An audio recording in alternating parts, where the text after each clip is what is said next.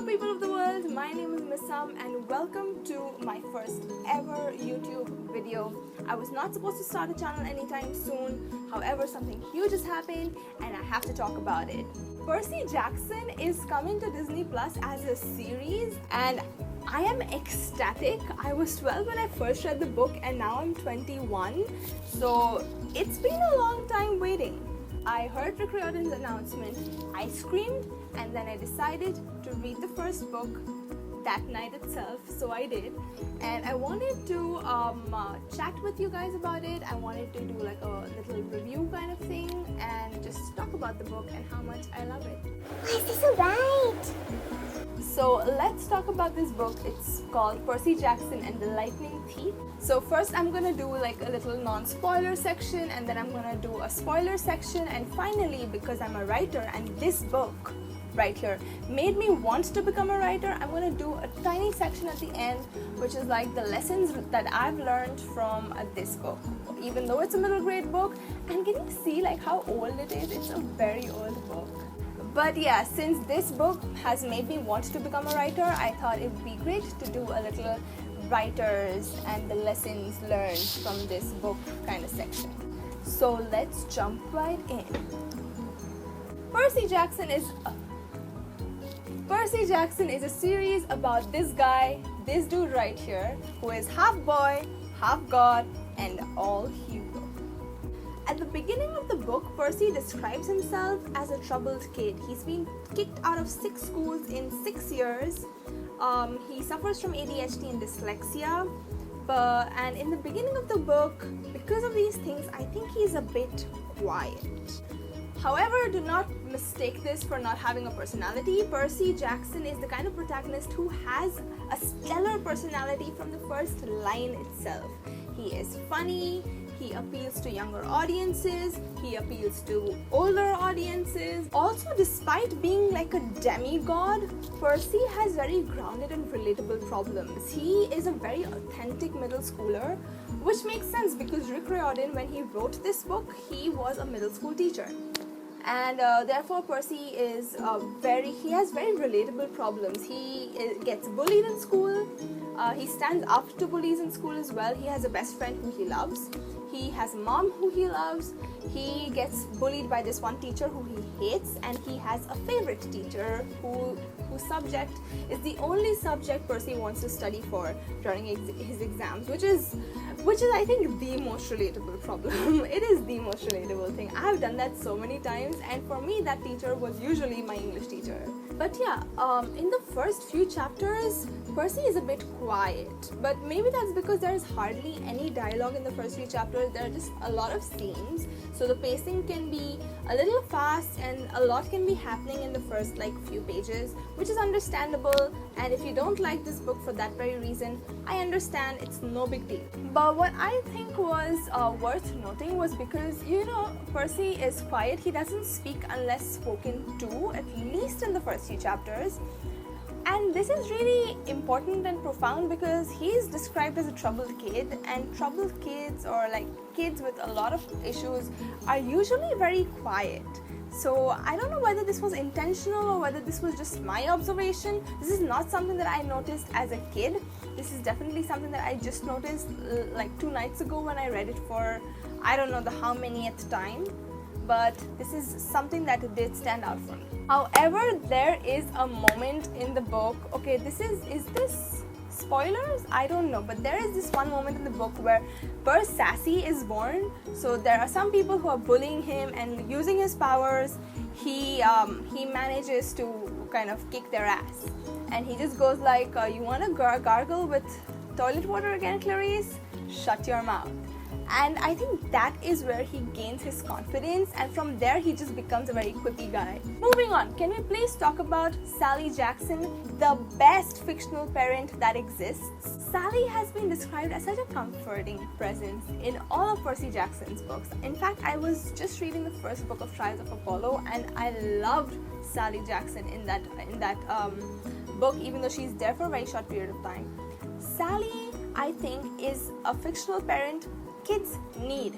She is the kind of fictional parent that needs to be there in a middle grade book. You know, she is comforting. She is a safe person to kind of go back to. And we read all these books where the protagonist has some kind of strained relationship with their parents, which is fine, but it's so important that Rick Riordan thought it's necessary for us to have a fictional parent who is a safe space. Especially in a kid's book, a parent like Sally Jackson is necessary.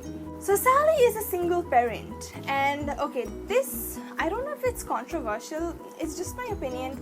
So when I was 12, I come from a pretty conservative background. When I was 12, the entire concept of single parenthood was, I won't say it was alien to me, but it wasn't something that was openly spoken about in my society. It was a huge taboo, and it kind of still is a taboo, even though we're kind of moving away from it.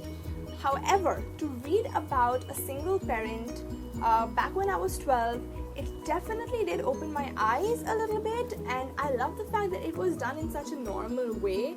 It was described so normally, naturally. Of course, now she's married to Gabe, but technically she's still she brought Percy up as a single mom. I'm not saying that one thing completely changed me as a person, but it definitely, as a 12-year-old, seeing something so normalized and just Percy going see, my parents weren't married. As a 12-year-old, I didn't think oh, what is this? Even though this is the kind of reaction my older people in my society might have, but for me it became pretty normal, and it definitely did play a role in kind of making me more open-minded towards this conversation, which I wouldn't have had because we don't have this kind of conversations otherwise, right? So I love Rick Riordan for doing that, and of course in later books he brings up even more topics and even more issues which are not spoken about, especially in conservative societies, like LGBTQ rights and LGBTQ characters and people. And I love the fact that these books are a gateway for young kids to know more about the world and to be more open-minded about the world. On one hand, there's Sally. On the other hand, there's Poseidon. Sorry for the spoiler, but again, are you living under a rock? So there's Sally, there's Poseidon, and it's completely normal because for a person in a fictional book to have some kind of issue with their father, and it's okay if he has it. At least he has Sally, right? So he has an issue, he has daddy issues, but Poseidon is still a pretty likable character, as we later find out. I like him. And then there is even though Gabe Ugliano, he gets very little depth in his character, but there's still a very strong characterization, which is fine. I mean, a 12-year-old kid is not gonna sit and look at somebody's depth. He's just gonna see, okay, this guy is mean, I hate him, I hate how he treats me and my mother, he is cruel, and therefore I don't like him. Which is fine, which is acceptable. And even without any depth, Gabe is still a pretty fun guy. He's not a good guy, but he's a fun guy to read about from Percy's perspective. Speaking of which, every single person in this book has great characterization. Percy is gold standard. Sally is amazing. Gabe, characterization is really solid. The gods, Dionysus, is that how you pronounce it? Dionysus? Mr. D. Then Mr. Brunner, Annabeth, Grover, Ares, Luke, all of them have amazing, Hades, they all have amazing personalities, instantly pop out of the page, and Percy Jackson made me fall in love with its character. Percy Jackson is the ultimate kids power fantasy. There are these bunch of kids who are half gods. They are using swords and daggers and magical caps and magical shoes. They go for this summer camp where they train to become heroes. They go on adventures, kill monsters. It's just so much fun to read. It's not the most intense plot, but it's not supposed to be because it's a middle grade book. But it's so much fun to read, and it has so many lessons woven in it. Even though the whole fighting monsters thing is kind of episodic in the middle, at least in the first book, It doesn't feel stale, it doesn't feel off. There's a good balance, so nothing feels like it's being repeated too much. The pacing is great. The pacing is a bit slow in the middle when he's at camp. For me, it's a bit slow. Like, we get into the actual adventure a little late, but I get it. I know that I'm a writer, even in my book that has happened, but blah. It could be a bit slow for you. That might be a reason why you might not like the book, and it's perfectly fine. Now let's get into the spoiler section. Talking about spoilers, the mute cute with Annabeth. I've been dropping spoilers left, right, center anyway. But the mute cute with Annabeth was so adorable. Like, she literally just looks at him and she goes like, "You drool when you sleep." Yeah, they were in love. Love at first sight. Also, when Percy defeats Medusa and sends her ahead to Olympus, that is such a power move, man. I love it. Luke is a great villain. Again, Luke being a villain came as a twist and as a kid. So I first watched the crappy god-awful movie, which we do not talk about in this fandom. But since I watched the movie, I knew Luke was going to be the bad guy, so I kind of knew I could pick up the hints. But I can see, like, even as a kid, I could tell that somebody who has not watched the movie and who has not read the books, it would be fun to figure out how Luke is like the bad guy. The build-up is subtle for a kid. As an adult, I could pick up the hints pretty easily. I'm an adult. A kid would really like put the pieces together and figure it out, and that is a great exercise. So the reveal for a middle grade book was well done.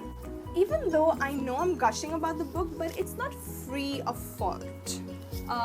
There are a few problems. I'm going to start with my problems with Annabeth. Okay guys, I'm not dissing on Annabeth. Annabeth is my third favorite childhood book character. I absolutely love her. But at least in the beginning of this book, she is not the most likable character. She comes across as a bit arrogant, which I know was intentional, but also, she always, like, it's so heavy-handed, and like, she always goes like, I have a plan. Athena always has a plan, and I have it all figured out. And for somebody who is actually smart, you wouldn't have to say that so many times. Again, I get it, maybe it's a middle grade book.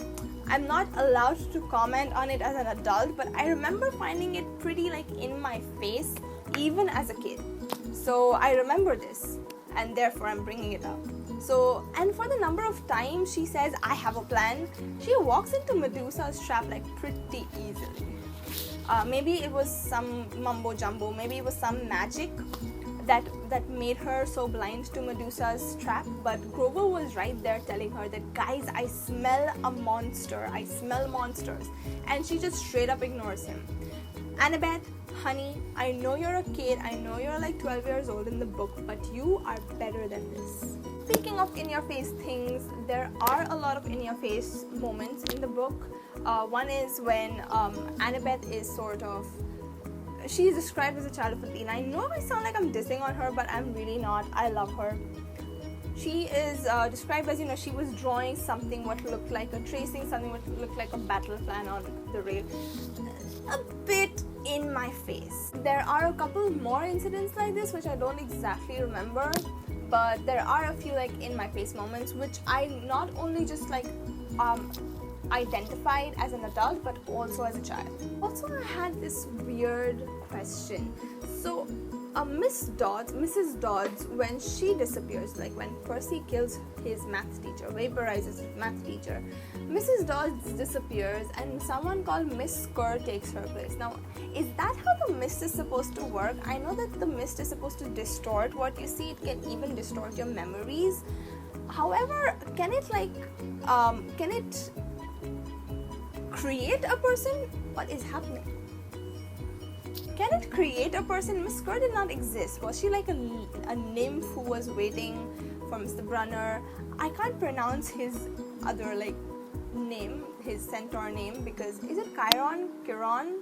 I had a pronunciation guide somewhere. Blah. Was she a nymph just waiting for Chiron to call her and then she just stepped in as Miss Scar? Or can the mist suddenly like create people? It's okay if it creates memories, but can it create a person?